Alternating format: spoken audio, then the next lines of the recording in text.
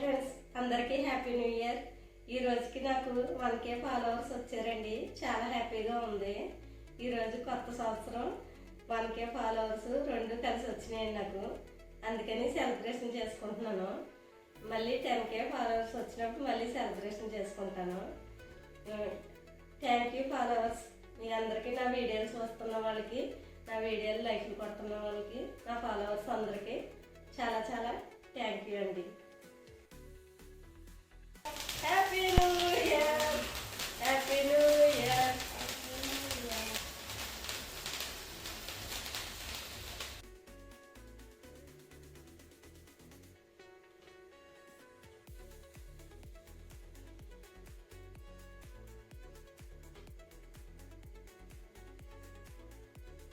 Happy new year పావన.